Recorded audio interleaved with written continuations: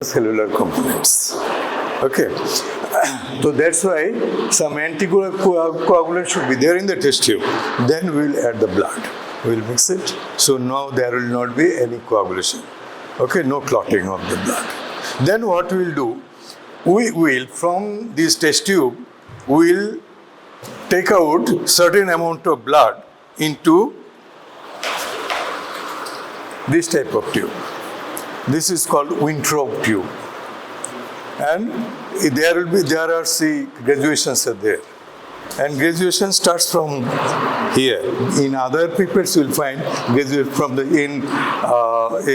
burette pipette starts from top. So here zero starts from here.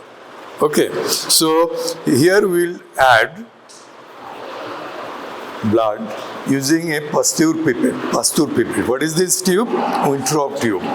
So with the help of the Pasteur tube, we will transfer some blood into this up to 100 marks or 10 marks. That gives it 10 marks. Okay. So now we will centrifuge this blood into through a centrifuge machine. Here, what happens when we switch on the machine, it will start revolving. Okay, and we will fix how many revolutions will be there. 10,000 to 11,000 revolutions per minute. So after half an hour, what will happen? In the test tube, in this tube, we will find at the top plasma is separated, at the bottom cells are set. Okay, so cells are suspended there. Okay, cells are settled there. In between, you will find a gap. If not a gap, in another band, and this band is called Buffy coat. Okay, this coat is called Buffy coat, and here it will get in between. You will get the Buffy coat. And if you analyze, you only 0.1 is the Buffy coat, and at the top is the plasma C, what is the graduation, and from 0 to say 0.4, that is 40% is blood. If it is up to 0.5, that is 50% of the blood. Okay, so with this, see the graduations. Can you see the graduations? 0, 1, 2, 3, 4, 5. Okay, if cell is up to 4, that is how much blood is there? What is the hematocrit? 40%. If it is up to 5, that is 50%. Okay, and the remaining part is plasma. And in between there is a thin layer, that is the Buffy coat. Okay, so at the bottom layer, what you will get? Only RBC. And in the Buffy coat, what you will get? WBC will get, and platelets you will get. And under diseased condition, suppose some patient is having cancer, blood cancer. These cancerous cells, leukemia, these cancerous WBCs will be present there. Abnormal cells. These are abnormal. Okay, premature WBCs will get there. But these premature WBCs are not supposed to come in the circulation. They are supposed to be there in the bone marrow. So after maturation, they should have come. But before maturation, they are entering into the circulation. That's why we are getting them. If we get them in this Buffy coat, that the person is maybe suffering from this. Okay. Not only this, some cells may be infected by the parasites. So these parasitic cells, parasitic infected cells, they are also found in this Buffy coat. Okay, that's why Buffy coat is very important. Okay, so now we will study the biscoat. When this hematocrit value is abnormal, we have got a range. Normal range, there should be a normal range. If it is below this, then it is not normal. What is the normal range? In male, how much it is? Female 37 to 47%. In male, it is 42 to 50% hematocrit. If the value is below normal, what is this condition called? When it will be, that means cells are less. Can you tell me the condition when it is same? Anemia. Okay, if, see, this is the case of anemia. This layer is decreased. Okay, here more than normal. What is this condition called? Polycythemia. Polycythemia means more than normal. Their number is more than. Can you tell me the condition when we see this? Okay. If I take you to Everest, what will happen? Bleeding from the nose. Bleeding from the nose. Any? Huh? RBC number will increase. Why? You are correct. RBC number will be increased. Why? Because At this altitude, oxygen, what happens to oxygen tension? Decreased.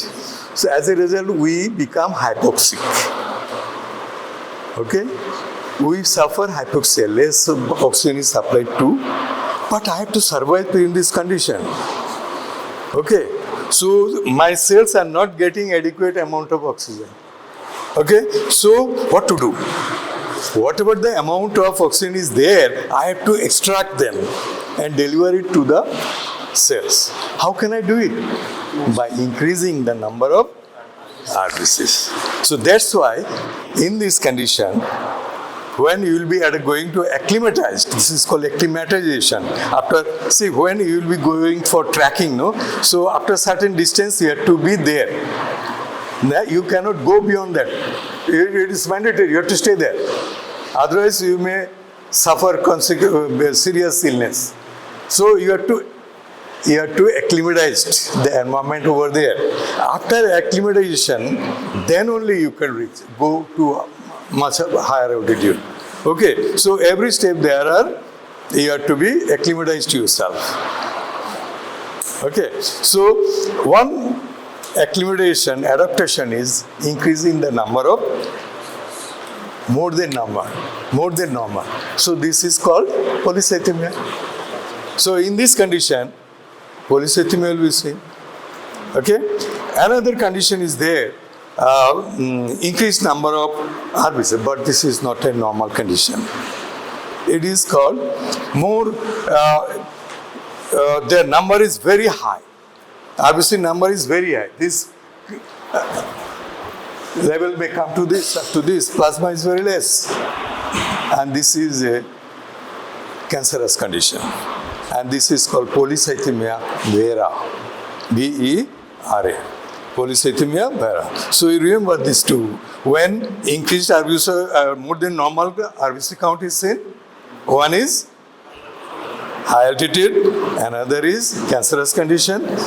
Okay, bone marrow disease, bone marrow cancerous disease, that is Polycythemia Vera. Now see, the cells that we get in blood, there are three varieties. One is RBC, another is WBCs or leukocytes. Why they are called leukocytes? Under plain microscope, without any stain, they look white. Leuko means white. Leukoderma, white patches. So leukoderma, leuko means white. That's why we call it white blood cells. Erythro means red. Since these cells are red, that's why we call it erythrocytes. Okay, what is their number? 4 to 5.5 million. RBC's number is in million. Always remember, its number is million. And its number in K, 1,000. And its number is in lakhs. Okay, always remember this. So what is the number in of RBC normal count? You have to remember this. It will be asked in biopsy. 4 to 5.5 million per cubic millimeter. It is equivalent to almost 1 drop. Okay, it is equivalent to almost 1 drop. So in WBC, normal WBC count is 4 to 11. Now, if the count is more than in someone, suppose he is that person, in his body there is RBC, WBC count is less than 4,000 per cubic millimeter. So what is this condition called? Leukopenia. Remember, read this. Leukopenia. Leukopenia. And if the count is more than 11,000, then what will be the condition? Leukocytosis. More than normal, cytosis, leukocytosis. Less leukopenia. Okay, now write some condition, disease condition in which leukopenia is seen, leukocytosis is seen. I'll give you tabular form. So from there, it is biopsy question. And ultimately, when you will be practicing, then you have to know, WBC count is, this is, you are suspecting viral fever. So what should be, which variety of WBC should be more? What should be the WBC count? So that's why you have to remember this thing. What are the pathological conditions in which leukocytosis is seen? What are the pathological conditions in which leukopenia is seen? Okay, I'll provide it. And okay, normal count, this is the normal level. Okay, now how these cells look under the microscope? How they look, these cells? This is under low power. Your IPC is 10x and objective is 10x. So 10 into 10, 100 time magnification is there. In this 100 type of magnifications, what you can see, these are the RBCs and these are the leukocytes. Now I increase the magnification. Now how they will look. See, these are the RBCs and these are WBCs and these are platelets. Okay, can you see other platelets here? They should be more in number. Okay, highest number, who are most abundant? RBCW platelets? RBC most abundant. Yeah, their number is in million. Their number is in million. Then platelets. Their number is in lakhs. And see, WBCs are 10,000. Can you close the door?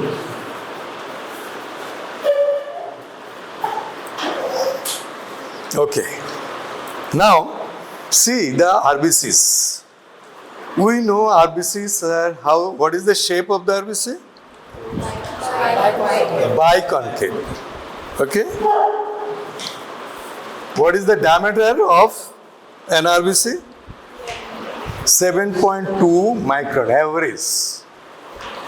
7.2 micron. Actually, their size is, it may vary 7 to 8 micron. Average size is 7.2. Remember, this will be asked in biopsy questions. What is the size? 7.2. What do you think? RBCs, among the RBCs, platelets and WBCs, who are the biggest in size? WBCs, obviously you can see. And smallest? Platelets. And RBCs are in between. One thing you can see in the RBCs, their middle part is white. Why? Why was the question? They don't have nucleus. We know RBCs are not having nucleus. But why this? The cells are very thin at the center. Only one micron. And at the periphery, its height is 2.5 micron. And its diameter is 7.2 micron. Okay, so at the center it is thick, very thin, and hemoglobin will be very less. So red pigments are very less. So that's why it comes as white under microscope. So if this is asked, you have the answer now? What is the reason? No hemoglobin there. Very less, scanty hemoglobin is there. Because the hair thickness is very less. How much? Less than 0.1. Okay? Now tell me one more thing. Why the RBCs are having this biconcave shape? Others are not having this type of structure. Why this shape? Is it giving it any advantage or disadvantage? Obviously, he has created this in this shape, definitely it has given some advantage for this. What can be the advantage?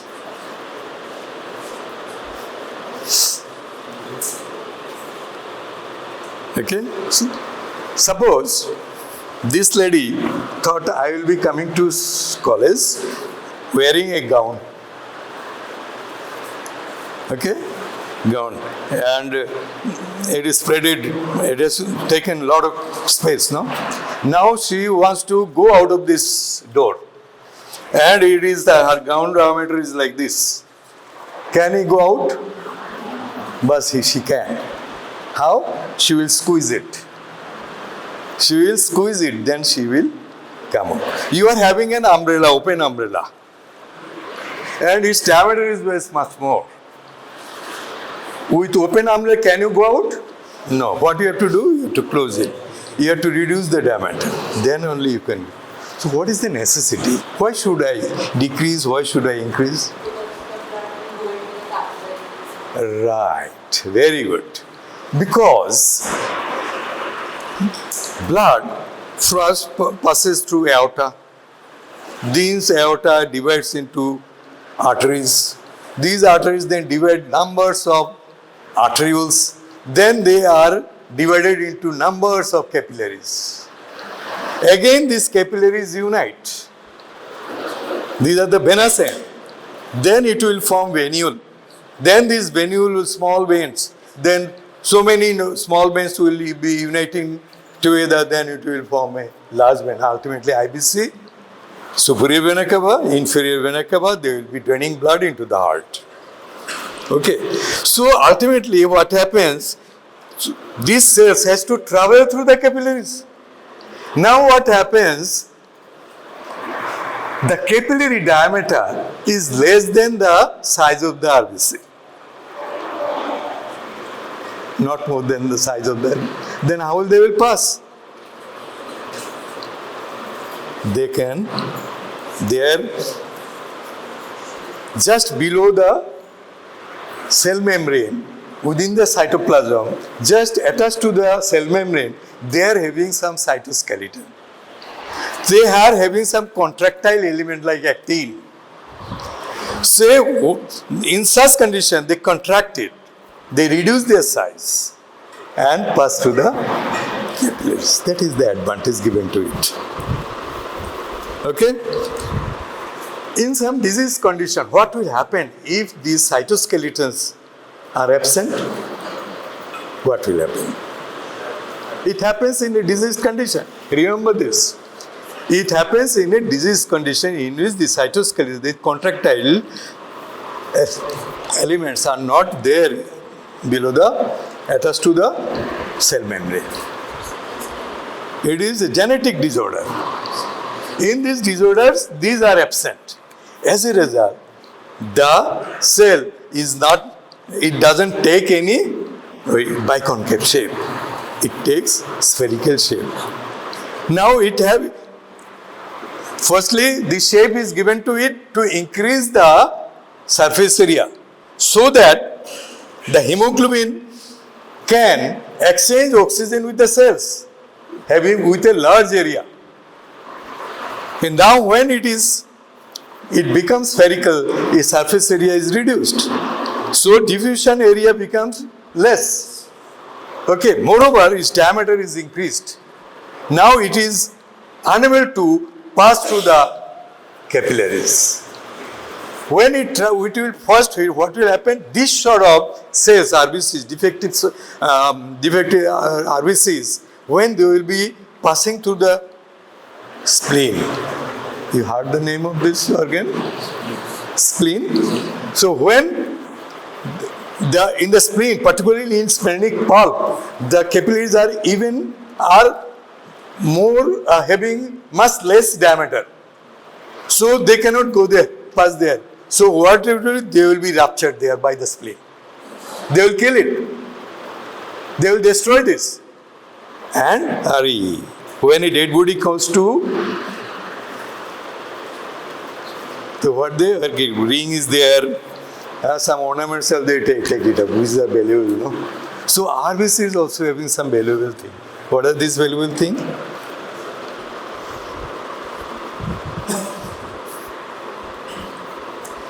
These cells are also having some valuable thing. Hemoglobin. And this hemoglobin are having one element, iron. And this iron is very important. So that's why you take up the heme. From this it will remove the iron and through a carrier it will be sent to the liver. Liver will again with a protein it will transfer it to the bone marrow for resynthesis of hemoglobin in the RBCs. Okay, we'll study how RBCs are destructed, how they are destroyed, what happens to the heme, how heme is catabolized. Okay, so that is another. When I will be taking a class on RBCs only, how erythropoiesis, how RBCs are generated, how RBCs are lysed. So that we will be studying there. Okay. Now one question comes easily. Then, sir, RBC passes through these capillaries. Okay, this is the mechanism. Now I can see that the diameter of RBC, size of the RBC is much bigger than RBC. Then how do they pass? Have you studied about amoeba? How do they move?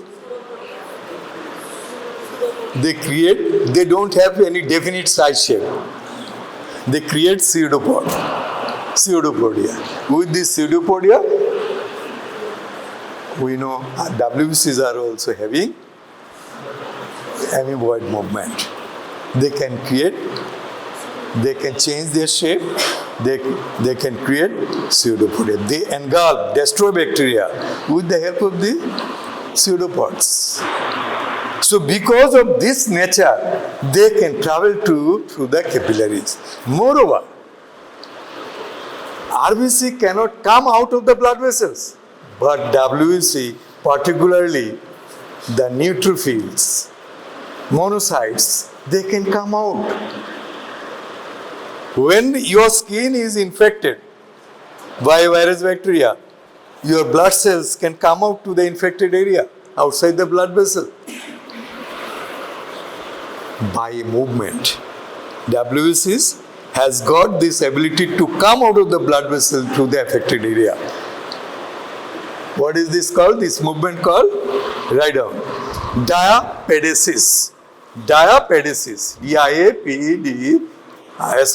Diapedesis. So with the help of diabetes, they can come out of blood vessels and come to the infected area and fight the pathogens, the virus, bacteria, or whatever it is.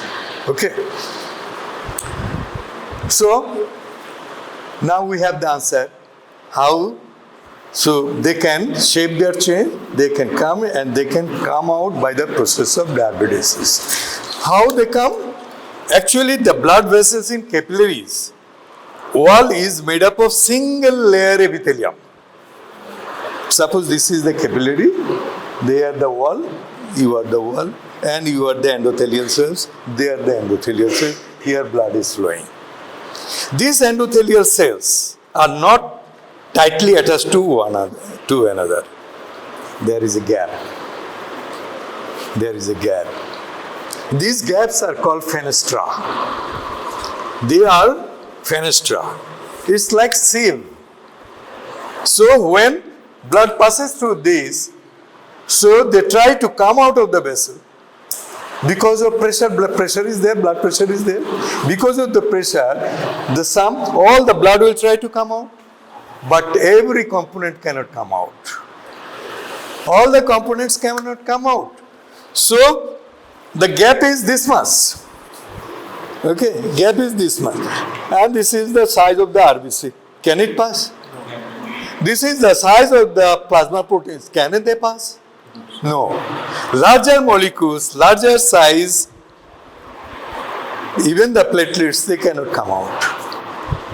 So who will come out? The smaller crystalloids, smaller particles, they will come out along with plasma. What are these compounds? Glucose. Because I am the cell. This should come to me. I need protein. Amino acids to create protein. I need glucose to metabolize it to get energy. I need fatty acid. I need vitamins. I need hormones. I need sodium. I need potassium. Everything I need. Also, I have produced some excretory products I don't want to keep. Okay, so what will happen? Their concentration is high in the cell, less in the blood. So there will be diffusion from higher concentration to lower. So the cell will, from the cell it will come out in the ECF. From ECF it will enter into the blood. Okay. So what happens in the capillary? You can now think. The cells cannot come out. Bigger size protein molecules cannot come out. And only smaller particles they can come out along with. Okay. Remember one, this very related thing. Everybody.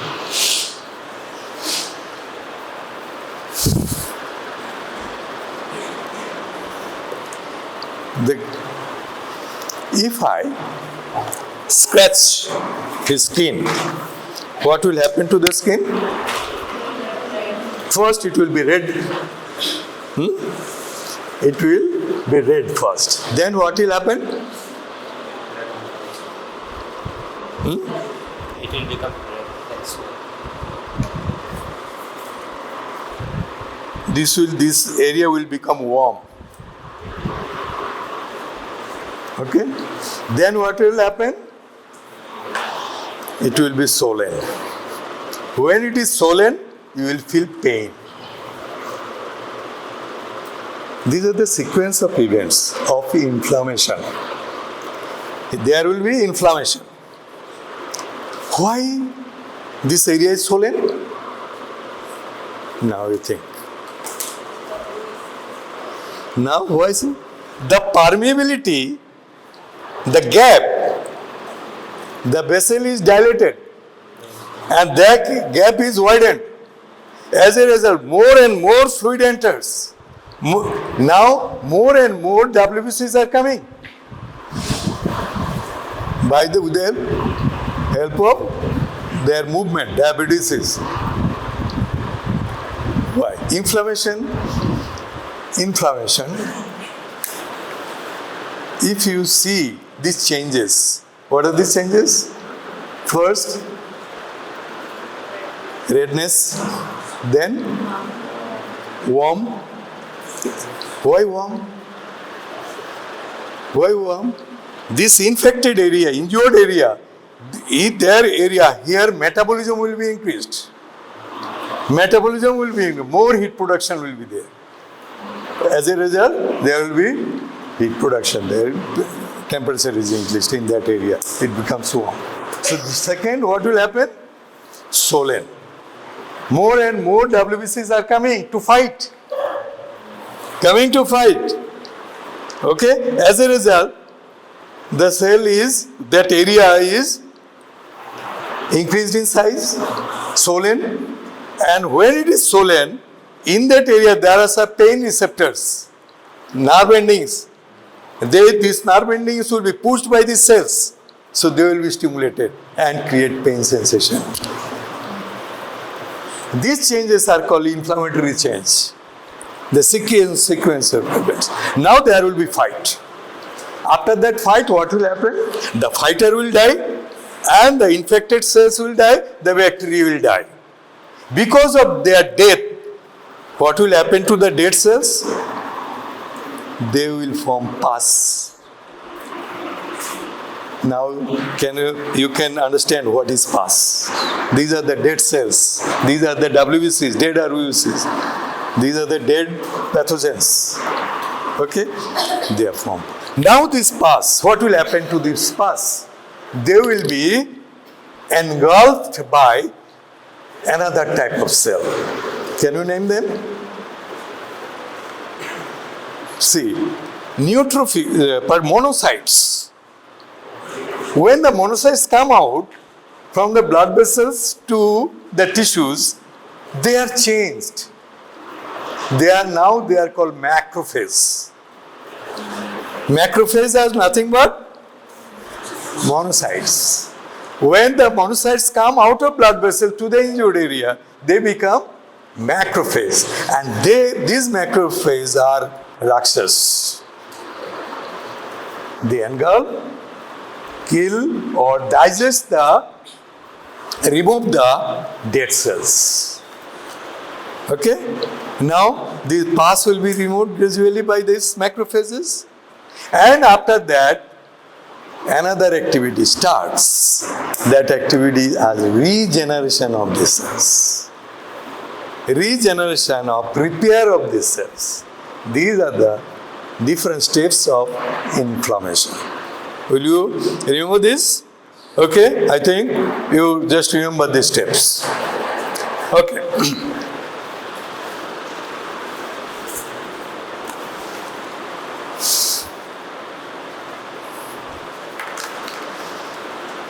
Now we are identifying the cells.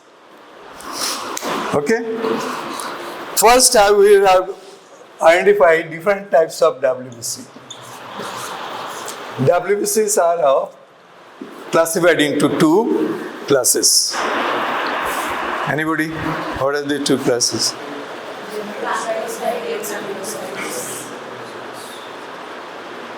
What are the agranulocytes? Example.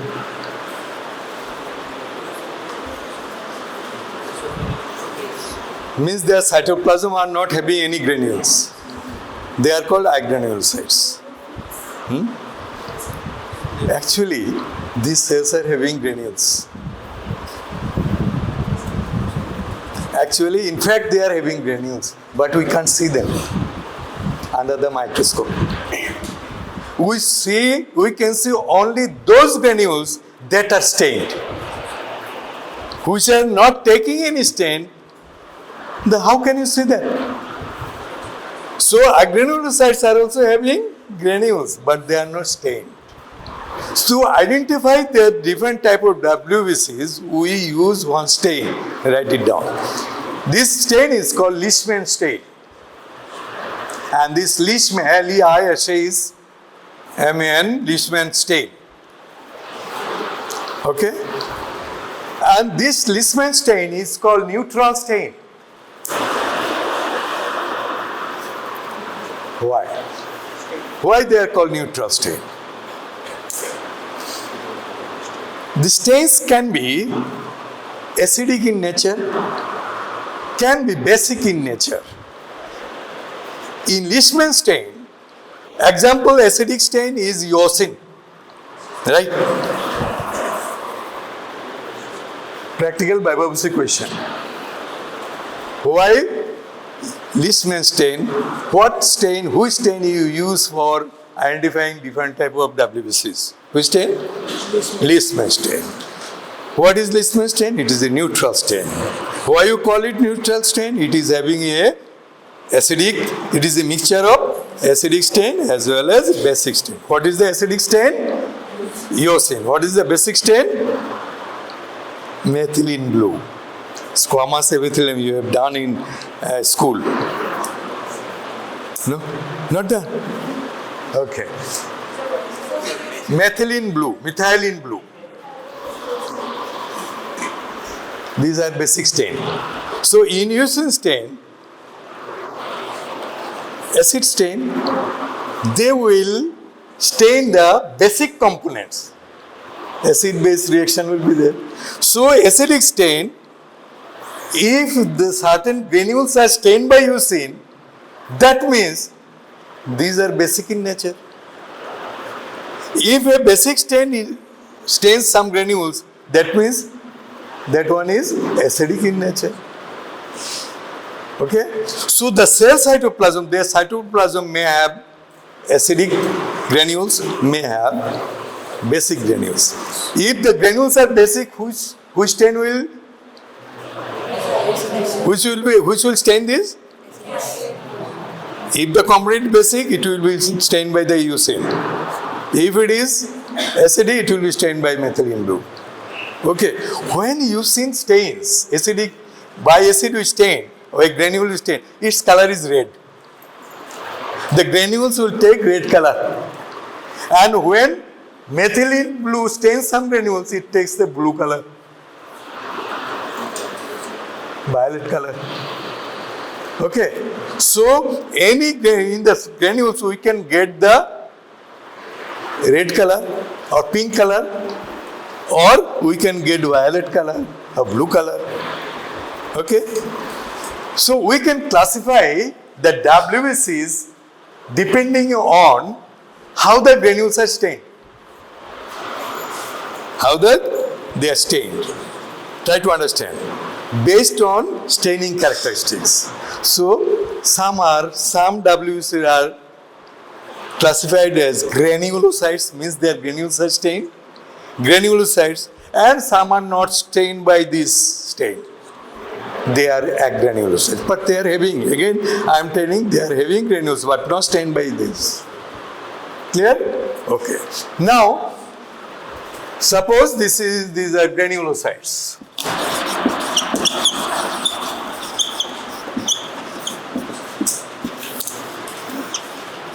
These are how many types? Three types. One is neutrophil.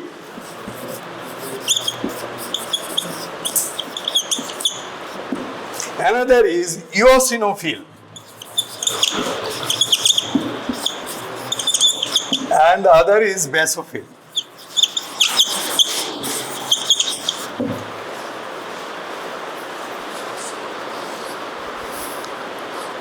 Okay?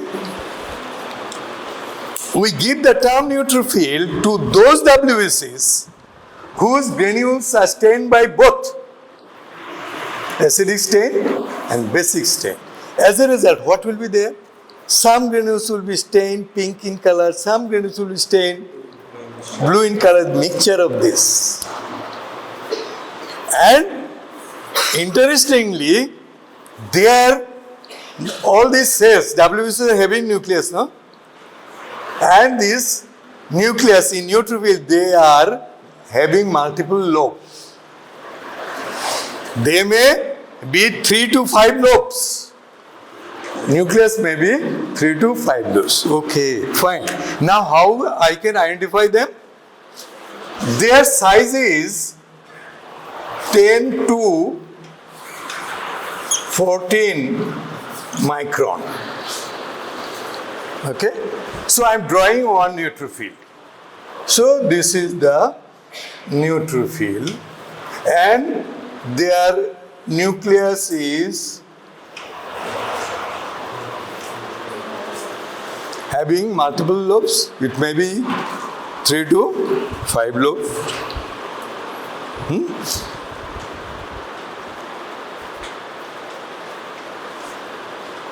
That's why Since they are having mark, they are also called polymorph.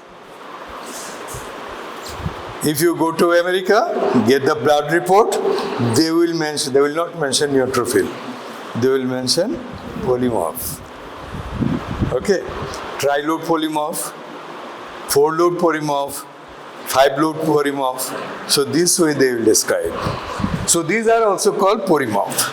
And their cytoplasm will have granules, fine granules, not coarse, fine granules, and some granules, I don't have blue color, some, suppose it is blue, okay, some granules will be blue or violet, and some granules will be pink or red.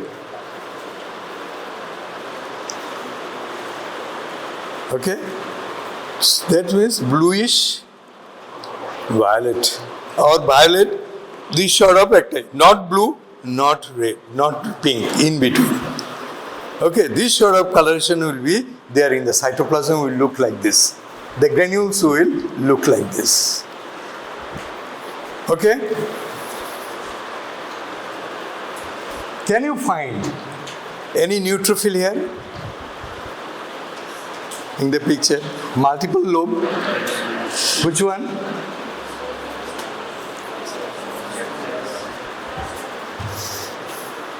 One, two, three. 1, 2, 3, 4. And they see the granules, fine granules, and mix granules. Okay?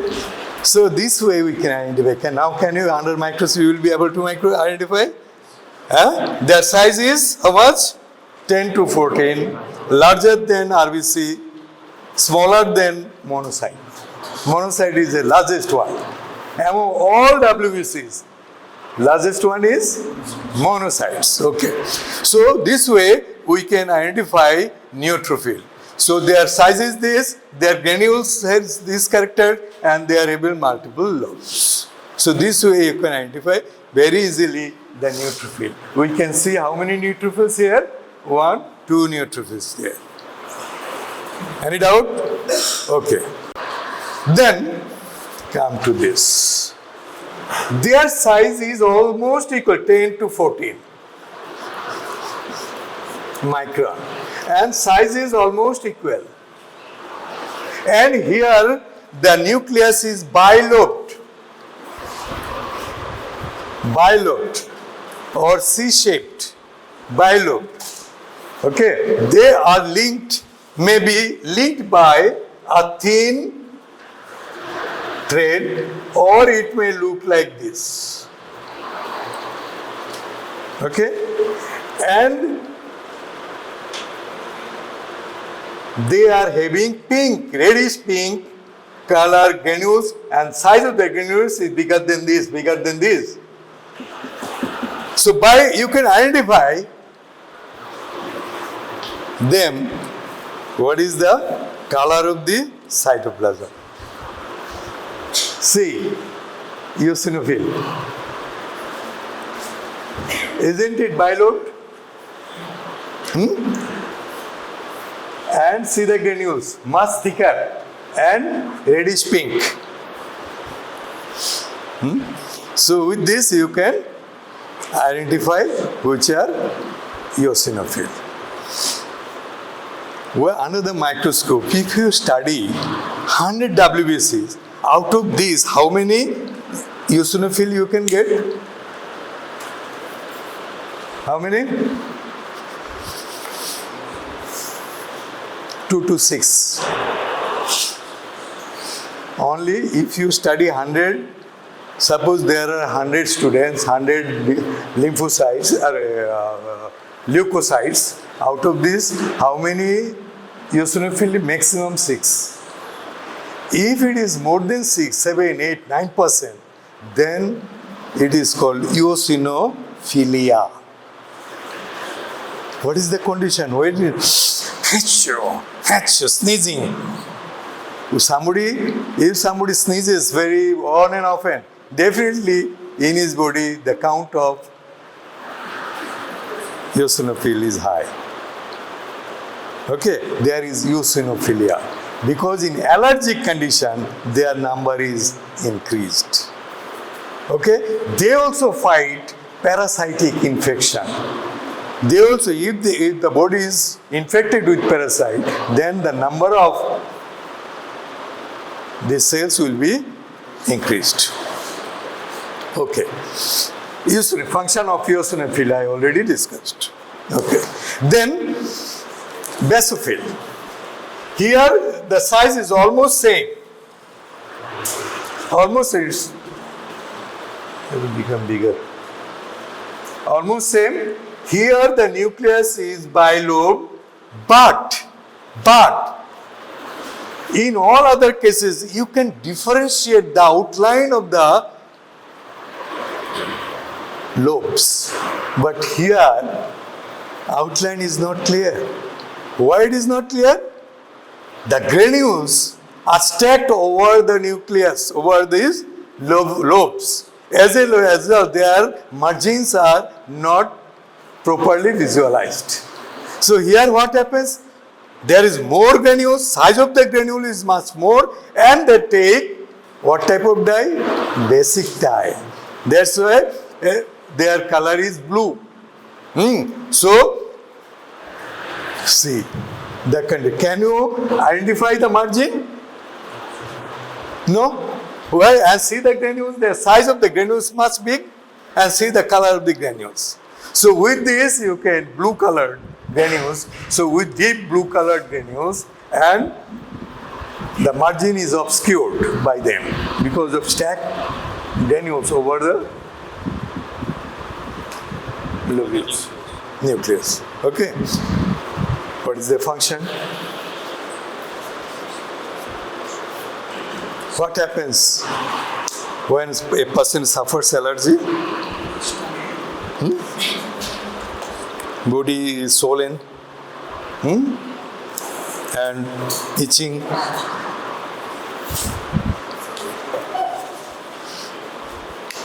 There is itching. Who creates these changes? It is the basophil. They release histamines.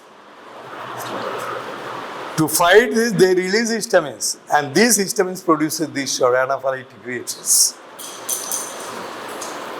Okay, so they create allergic reactions. Eosinophils try to prevent it. To prevent this, their number is increased. When there is parasitic infection, number of eosinophils is increased. Okay, could you understand the functions of them? Okay. Now see, if you study 100 of WBCs, you may not get a single basophil. Their number varies 0 to 1%. If you are lucky, if you study 100 WBCs, you may get one. If there is no infection, in that case you may get one. You may not get. That's why 0 to 1%. When the number is increased, it is called basophilia. Condition is basophilia. When it is seen? In allergic condition, basophilia is seen. And eosinophil number is what I said, 2 to 6% only. And the neutrophil is 40 to 70%. 40 to 70%, the range in your blood. If it is within 40 to 70%, that what is this percent? Percentage distribution. If you study 100 WBCs, what is the percentage of neutrophil? What is that? These are called differential leukocyte count. Write it. What do you mean by differential leukocyte count? When you will be prescribing medicine, you will be seeing a patient, you will write, you will give advice. Blood investigation. TC, DC, yes sir. TC means total count of all variety of cells. DC means differential count of this. So various, you will study the, what is the, this, when there is a viral infection, lymphocyte count will be increased. Okay, when there is bacterial nutrient, then this neutrophil count will be increased. Okay, instantly their number will be increased, and gradually monocyte count. They are second line of defense, and these neutrophils are first line of defense. They immediately will rush to the infected area, and the monocyte will come later with bigger power. Okay, their mechanism we will be discussing later. Okay, so this way, these are the different types of granulocytes and their percentage distribution. Okay, you have to remember this for WBC. And when eosinophil count is 8%, what is this condition called? Eosinophilia. In which condition you will find it? You have the answer. Okay, basophilia, when there is allergic reaction. Basophils has another, it secretes heparin. It's an anticoagulant within the blood vessel. Blood doesn't clot because of that, because of the presence of heparin. Okay, isn't it? Okay. So next, let us see what are these agranulocytes.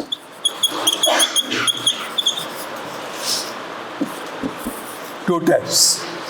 One is monocyte, another is lymphocytes. Lymphocytes are involved in immunity. Two types of immunity we have. One is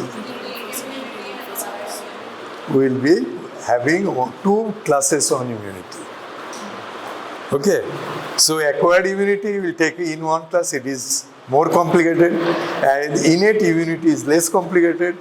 And before you come to attend the class, I will request you to first you study, then attend the class.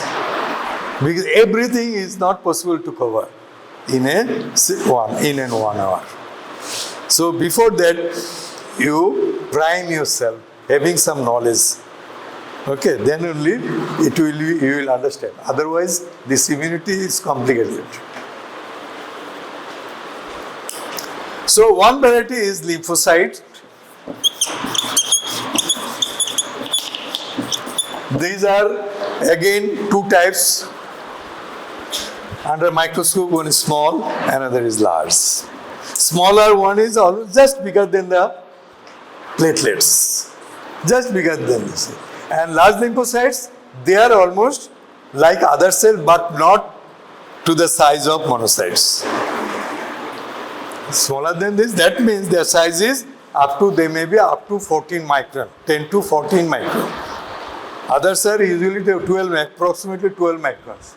It is slightly bigger. Which one? The large lymphocytes. How can we identify these lymphocytes? Small and big. Very simple. Very simple.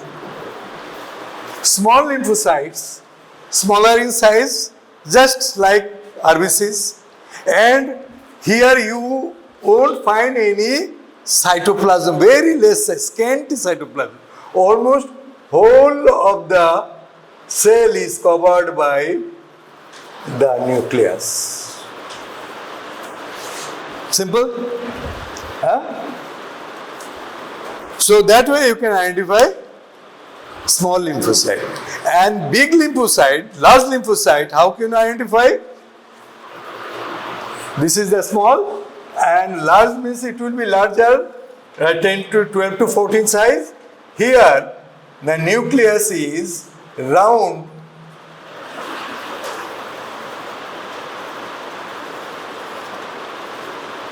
but here you will get more cytoplasm, bigger in size, more cytoplasm. And the monocytes are big, largest. It's maybe more 14 to 18 micron.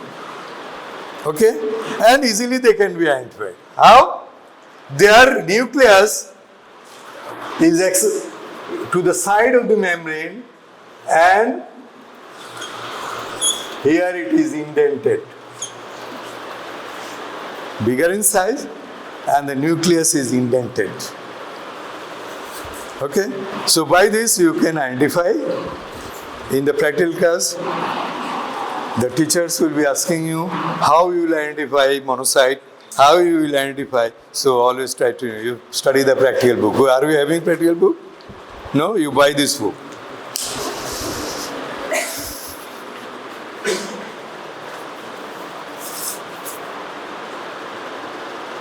Ecogen.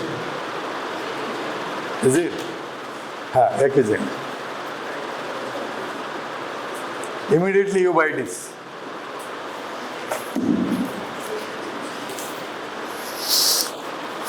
So by this time you could know how they look, a neutrophil look, how the neutrophil looks, how the basophil looks, how the eosinophil looks, what are their functions. Okay, so to increase your knowledge, study this, don't forget it. This always you have to remember this thing. Okay,